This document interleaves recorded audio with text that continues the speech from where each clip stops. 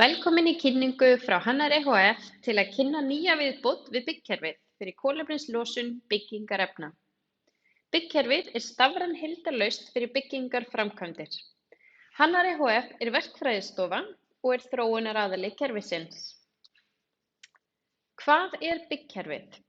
Kerfið leiðir notendann frá hugmynd til fullbúinnar byggingar, skref fyrir skref.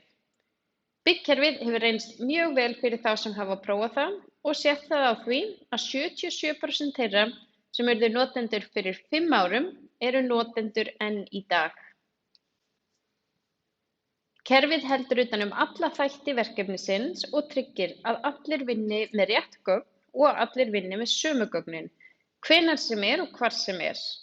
Í kerfinu er að finna staðlaðar og nákvæmar kostnaðaráætlanir, verkáætlanir, verkuppgjör og framvindu skýrslur, gæðakerfi og öryggiskerfi byggingaverðbanka Hannars og í kerfinu er einnig að finna verklýsingar og útboðs- og verkskilmála, eyðublöð fyrir verksamninga, dagbækur, fundargerðir sem og útreikningana á kolefnislosun verksins. Þeir útreikningar eru búnir til sjálfkrafa og eru búnir til á sama tíma og kostnaðaráætlanir eru gerðar og sýnir það kolefnislosunina fyrir lið fyrir sig og í heild. Í byggkerfinu eru 4 skref og nú hefur bæst við kolefnisskrefið sem er þá það 5. Fyrsta skrefið er undirbúningsstigið og þar er til dæmis stýrt hönnun, tillögunum, fundum og samskiptum við byggingaryfirvöld. Annað skrefið er samningsstigið en þar er að finna og haldið utan skjöl, eyðublöð, verkáætlanir, samninga, verkuppgjör, gæðakerfi og fleira. Og þriðja skrefið er svo byggingaskrefið og þar er haldið utan framkvæmdir eftir að þeir hefjast og þar til þeim lýkur. Fjórða skrefið er svo viðhaldsskrefið en þar eru viðhaldsáætlanir gerðar og viðhaldsvinnu stjórnað eftir að byggingarnar eru teknar í notkun. Og síðasta viðbótarskrefið eru þá CO2 útreikningarnir og á þessu stigi eru sjálfvirkir útreikningar á kolefnislosun bygginganna. Byggkerfið er notað af ýmsum aðilum í byggingargeiranum, þar á meðal þeir sem við nefnum hér. Það eru húsbyggjendur, verktakar, verkfræðingar, arkitektar, byggingarstjórar auk annarra sem koma að verkunum. Vistvæni hefur verið að ryðja sér til rúms á alþjóðavísu og kolefnisfótspor bygginga er mikilvægur þáttur þar. Nú er mikill fókus á aukna umhverfisvitund og að draga úr áhrifum á loftslagsbreytinga á alþjóðavísu. Í því sambandi kemur byggkerfið inn með mikilvægt tól við byggingaverkefni. Þegar kostnaður við byggingu hefur verið reiknaður í kerfinu, þá liggur fyrir hvaða efni er reiknað með að nota og í hvaða magni. Leið og það er gert, þá verður til þessi útreikningur á CO2-losun efnisins. Við fáum mjög nákvæma sundurliðun sem byggir á sömu hugmyndafræði og verðbankinn. Hann tekur til þessara flokka, almennt, grunnvinnu, mannvirki og svo framvegis. Hér sérðu hvar það er sýnt í byggkerfinu undir flipanum kolefnisfótspor. Með þessu verkfæri er mögulegt að lágmarka neikvæð umhverfisáhrif og auka þekkingu hagsmunaaðila og gott umhverfi er þannig skapað. Byggingariðnaðurinn er talinn losa 35–40% af allri losun gróðurhúsalofttegunda. CO2-losun efnisins reiknast sjálfkrafa og skoða má hana lið fyrir lið og þegar smellt er á hnappinn kolefnisfótspor í kerfinu, þá fáum við upp þessa mynd. Þar sem þú getur séð strax hver er kolefnislosun hússins í heild og einnig á brúttófermetra hússins. Þegar valin er örin til hægri á CO2-skjámyndinni þá birtist umhverfisyfirlýsingin sem sést hér. Þar sem sýnt er hvað hver efnisþáttur losar mikið kolefni. Út frá þeim upplýsingum getur notandinn prófað að velja önnur byggingarefni í stað þeirra sem voru valin og ákveðið út frá niðurstöðunni og kostnaðinum hvort það val skuli gilda.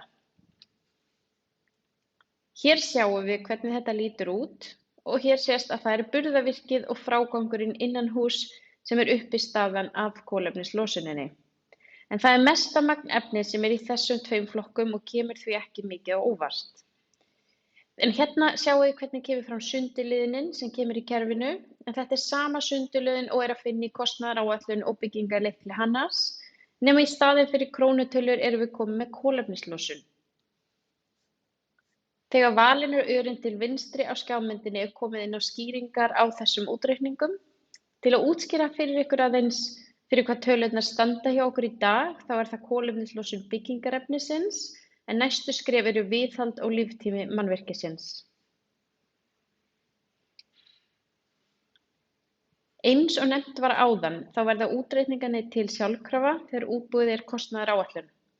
Það passar yfirleitt einn á móti einum miðað við verðskrána, nema það eru dæmi samsettar einingar, en það þýðir að oftast inniheldur hver eining í verðskránni eina tegund af byggingarefni, en í sumum tilvikum eru fleiri byggingarefni í sömu einingunni. Dæmi það eru innveggir, en það er heild, þar sem fleiri efni koma fyrir í hverri einingu, og þá komum við sjálf með útreikningana fyrir það. Allt eru þetta atriði sem eru almennt þekkt, nema CO2-gildin, en það er reiknað fyrir hvert efni og hvert framleiðanda og er mismunandi á milli framleiðanda.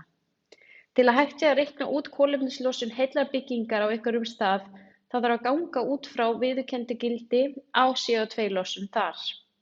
Slíkt safn viðurkenndra losunarstuðla er enn ekki til hér á landi og notar byggkerfið því viðurkennda norræna CO2-losunarbanka í staðinn.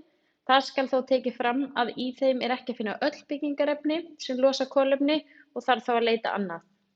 Niðurstaðan er sú að við getum á fremur einfaldan máta núna reiknað út heildarkolefnislosun fyrir mannvirki.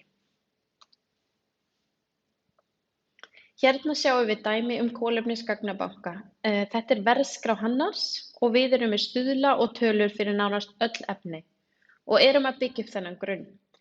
Hér er efnið í viðkomandi lið. Þetta er gert þannig að tekið er magnið miðað við rúmmál og við tökum eðlisþyngdina miðað við rúmmálið, svo tökum við CO2-töluna eins og við lesum hana úr þeim banka sem við höfum valið.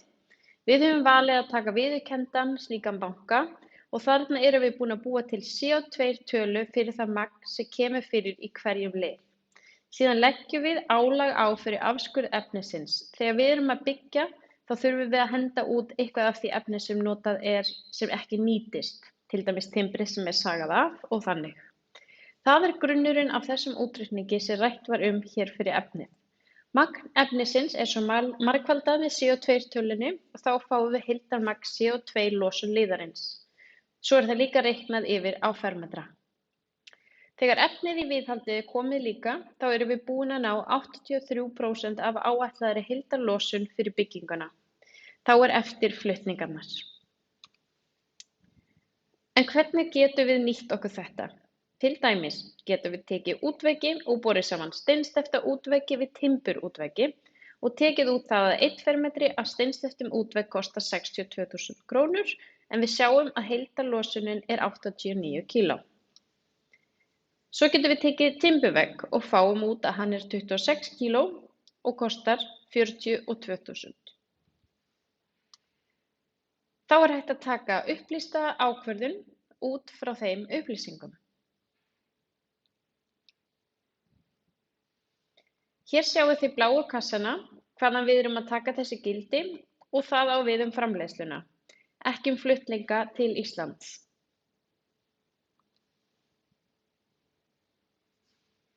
Næstu skref í útreikningum á CO2-losuninni.